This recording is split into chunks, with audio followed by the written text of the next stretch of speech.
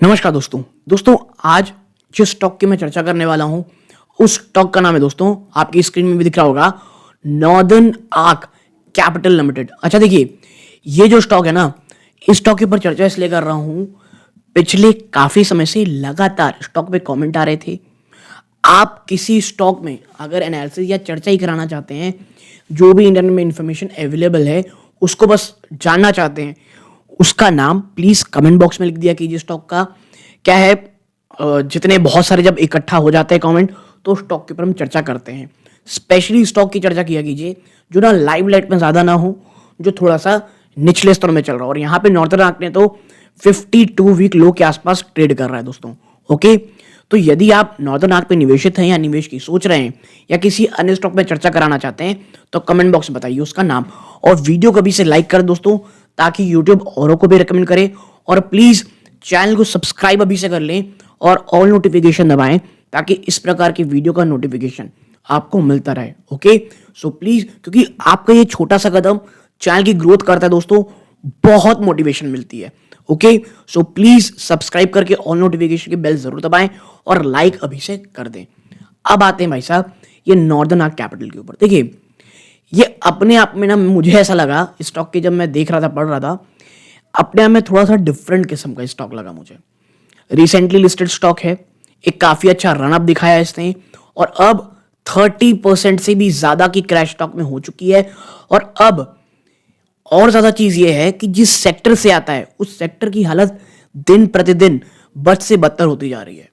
और यही कारण दोस्तों, मैंने इससे पहले भी, ये तो मेरा दूसरा वीडियो आज का, लॉन्ग फॉर्मेट में कह रहा हूं मैं, इससे पहले भी मैंने जिस एक माइक्रो फाइनेंस के ऊपर मैंने वीडियो रिकॉर्ड किया हुआ है, उसकी हालत इतनी ज्यादा खराब है दोस्तों कि वो आगे सरवाइव कर पाएगा नहीं कर पाएगा। स्टॉक का नाम है दोस्तों फ्यूजन माइक्रो फाइनेंस। ओके, तो इसके बाद मुझे लगा ये सेक्टर का ऐसा स्टॉक है जहां पे बहुत ज्यादा चर्चा की जा रही है। देखिए, अभी अभी स्टॉक लिस्टेड है, आपकी स्क्रीन में दिख रहा होगा, पिछले एक महीने में स्टॉक 11%, और जब से लिस्ट हुआ है तब तक मोर देन 30% का निगेटिव रिटर्न दिखा चुका है। मुझे ऐसा लगता है कि जो लास्ट क्वार्टर आया था, कौन सा, सितंबर क्वार्टर, फिनोमिनल रिटर्न लेकर के आया था। जी हाँ, फिनोमिनल रिटर्न। बट ऐसा क्या हो गया कि स्टॉक में गिरावट है। देखिए, आप सिर्फ एक लाइन पढ़ लें तो आपको समझ में आया कौन सेक्टर है ये, retail loan to underserved household और बिजनेसेस इन इंडिया। यानी कि वो लोग जिनके पास बैंक बहुत ज़्यादा पहुंच नहीं पाया है, जो financially under served house hold हैं, उनको ये लोन देता है। ठीक है, रिटेल लोन भी देता है और बिजनेस लोन भी देता है। पहली चीज याद रखिएगा, मैं बार बार जब इस सेक्टर की चर्चा करता हूं, ये सुनने में जितना अच्छा लगता है ना, ये बिजनेस वाइज उतना ही वनरेबल है। अब कई लोग आके ये कहते हैं भाई अच्छी बात है, कम से कम गरीब को तो पैसे मिल रहा है। जी, ऐसे नहीं चलता है। मैं ऐसा इसलिए कह रहा हूं कि किसी गरीब को अगर लोन मिल रहा है ना, और अगर उस लोन का वो सही इस्तेमाल कर लेता है, मुझे नहीं लगता उससे ज्यादा अच्छी और पॉजिटिव चीज इन टर्म्स ऑफ सोसाइटी उसे मिल रही है। लेकिन कभी कभी ये लोन बांटना इतना ज्यादा डेंजरस हो जाता है कि एक तो आदत इतनी ज्यादा खराब हो जाती है और लगातार एनपीएस होते हैं, और जिसके कारण मैं आपको बता दूं, वो जो आदमी नहीं लोन पे कर रहा है वो तो नहीं कर रहा है, बट जो कर सकता था, जो पोटेंशियल करता था, उसको ही प्रॉब्लम होती है। मैं ऐसा इसलिए कह रहा हूं, पिछले कुछ समय से अगर आप पढ़ रहे होंगे ना, मेरे माइक्रो फाइनेंस के जो स्टॉक्स हैं उसकी जब भी हम चर्चा कर रहे हैं, आपको एक चीज पता चल रही होगी, कंपनियां इतनी ज्यादा टाइट कर रही चीजों को कि भैया वो निवेशक जिनका कह सकते हैं 13 डे पार हो चुका है, जो नहीं पे कर पाया, उस तक को अब नया क्रेडिट नहीं देगी कही जा रही है। और भाई साहब 90 डे के बाद जो नहीं पे कर पाते हैं उनकी तो आप फिर सोच ही मत कीजिए। तो भाई अगर आप लोन पे नहीं कर रहे हो ना, ये आदमी जो बेचारा अंडर ऑलरेडी अंडर सर्व था, और अगर वो 30 दिन नहीं, भाई चलो 45 दिन में तो कर लेता था, मैं कहता हूँ 50 दिन में कर लेता था, इवन 60 डेज के बाद कर लेता था, किसी कारणवश नहीं कर पाया, उसको भी अब प्रॉब्लम होती है। तो जब भी आप किसी को बिजनेस वाइज रेट करते हैं, सिर्फ इमोशनल होकर प्लीज मत सोचें। मैं इसलिए कह रहा हूं क्योंकि नॉर्दर्न एंड कैपिटल ना वाकई में एक अच्छा बिजनेस है, ये वाकई बहुत अच्छा काम कर रहे हैं।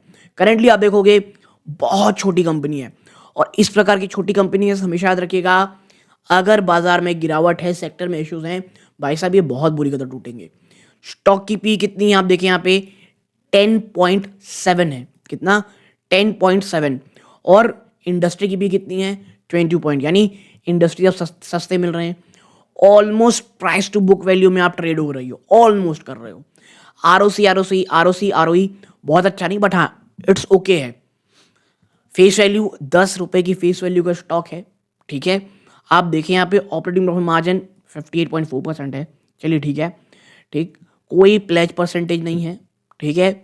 प्रमोटर की होल्डिंग मैं आपको इसलिए बता रहा हूँ यहाँ पे नहीं दिख रही है, एक्चुअली आपको नीचे दिखाऊंगा तो पता चलेगा। ये थोड़ी सी ना प्रोफेशनली मैनेज कंपनी टाइप की काम करती है, ओके। 52 वीक लो कितना 216 है, हाई 351 है। आप वहाँ से ऑलमोस्ट 52 वीक लो के आसपास ट्रेड कर रहे हो भाई साहब, ठीक है। इसके साथ ही साथ अगर मैं आपको बताऊं यहाँ पे नॉर्दर्न आर्क कैपिटल जो है ना, एक डाइवर्सिफाइड फाइनेंशियल सर्विस प्लेटफॉर्म है जो एड्रेस करती है क्या, क्रेडिट नीड को अंडर सर्व्ड हाउस होल्ड और बिजनेसेस की इन इंडिया, ठीक है। ये चीज़ें हैं। इसके साथ ही साथ अगर मैं इसको थोड़ा सा बड़ा करूं, 1 मिनट, आप यहाँ पाओगे इसको डालें, हाँ, ये जो कंपनी है आप देखें डेव प्लेटफॉर्म रही है, अंडर सर्व को कह सकते हैं सर्व करती है, पिछले 15 साल से एक्टिव है और facility finance over 1.73 lakh crore rupees का और 10 करोड़ ज़्यादा के लाइवलीहुड लोग, यानी 10 करोड़ ज़्यादा लोगों को इन्होंने टच किया है, ओके। इसके साथ ही साथ अगर आप देखोगे कंपनी का फोकस कहाँ पे, तमाम जो डेंजर इश्यूज हैं, एमएसएमईज, ठीक है, micro finance, consumers finance, vehicle finance, affordable housing और एग्रीकल्चर, ओके। कंपनी की सेगमेंट क्या है भाई साहब, कंपनी क्या करती है, कंपनी आप देखें आरबीआई रजिस्टर्ड है, एनबीएफसी है, लोन प्रोवाइड करती है, ठीक है, टू फाइनेंशियल पार्टनर और कह सकते हैं originator partner for on lending या डायरेक्टली एमएसएमईज को। प्रेजेंस आप देखेंगे 316 ब्रांचेस में ऑपरेट करती है, 671 स्टेट डिस्ट्रिक्ट पे है, 50 ओरिजिनेटर पार्टनर हैं और मार्च 2024 के हिसाब से कंपनी का यूएम 11,000 करोड़ से ज़्यादा है, 30% ज़्यादा का ईयर ऑन ईयर इंक्रीज है। Debit direct to customer AUM rising 72% to 5,833, ठीक है, और ये लगभग 50% है ओवरऑल ईएम का।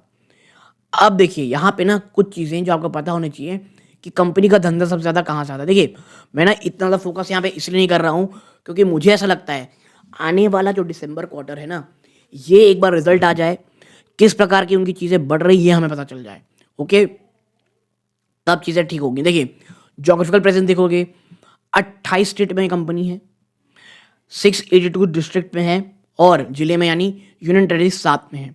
इसके साथ ही साथ अगर आप इस कंपनी का रेवेन्यू ब्रेकअप देखना चाहते हो, आपको पता चलेगा सबसे ज़्यादा आता है स्टेट वाइज तमिलनाडु से 16%, महाराष्ट्र से 12%, यानी भाई साहब हमारी इंडिया की जो टॉप फाइनेंशियल स्टेट्स हैं वहाँ से ज़्यादा आ रहा पैसा। फिर आता है तीसरा कर्नाटका से, ठीक है, देन दिल्ली, गुजरात, राजस्थान, उत्तर प्रदेश, तेलंगाना 53.5% टोटल अन्य बाकी लोगों से, ओके। तो महाराष्ट्र और तमिलनाडु और कर्नाटक 3 हमारे भारत के सबसे बड़े फाइनेंशियल हब्स वहाँ पे यहाँ पे खड़े होकर दिखाई दे रहे हैं, ठीक है। अब आते हैं कुछ अन्य इंपॉर्टेंट चीज़ों में। देखिए मैं यहाँ पे इसलिए चर्चा कर रहा हूँ इसकी ताकि आपको समझ में आए कि कंपनी बुरी नहीं है, प्रॉब्लम अभी सेक्टर में है, कंपनी छोटी है, अगर बाजार में गिरावट होगी तो आपको और ज़्यादा दिखाएगा। करेंटली मैं आपको बता दूं जिस प्रकार स्टॉक में गिरावट हो रही है, नो डाउट 230 तो ये तोड़ चुका, आने वाले टाइम में अगर इसके ऊपर निकल जाता है तो ये बहुत अच्छा है, वरना 200 तो बहुत बड़ा एक साइकोलॉजिकल रेजिस्टेंस रहेगा और यदि ये 200 तोड़ दिया तो फिर चीज़ें अच्छी नहीं होंगी।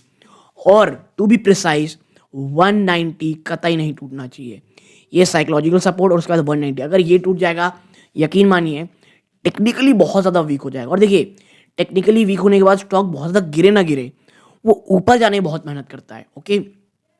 कंपनी का आप क्वार्टरली नंबर देखें, सितंबर क्वार्टर आप देखेंगे यहाँ पे मैं आपको दिखाता हूँ, कंपनी का सितंबर क्वार्टर 573 करोड़ का नंबर से आया है, ठीक है।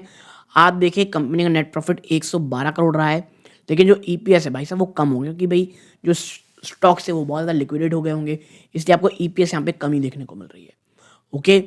आप यहाँ देखिए ऑपरेटिंग मार्जिन यहाँ पे ज़्यादा रहा है, तो मैं ये तो नहीं कहूँगा ख़राब नंबर थे, नंबर अच्छे रहे हैं। और इसके साथ ही साथ ईयर ऑन ईयर अगर आप देखेंगे ना तो सेल्स में आप देखेंगे यहाँ पे 1 minute, year on year sales में 35% का आपको यहाँ पे जंप देखने को मिल रहा है, which is also great. Company लगातार प्रॉफिटेबल है।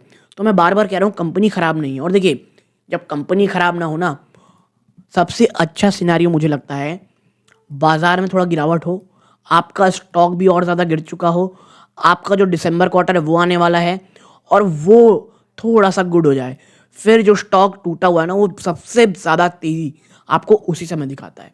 तो यदि आप यहाँ पे फ्रेश इन्वेस्टमेंट की सोच रहे हैं, मैं आपको बता दूँ दिसंबर क्वार्टर बहुत इंपॉर्टेंट होने वाला है।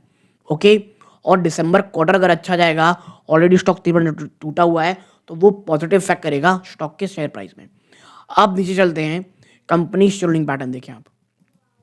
देखिए, F I eyes 4.68, D I eyes 23% ज़्यादा की होल्डिंग है, पब्लिक ने 71 ऑलमोस्ट 72% होल्डिंग रखी हुई है। लेकिन देखिए इसमें ना कुछ कैचेस हैं। क्या कैच हैं?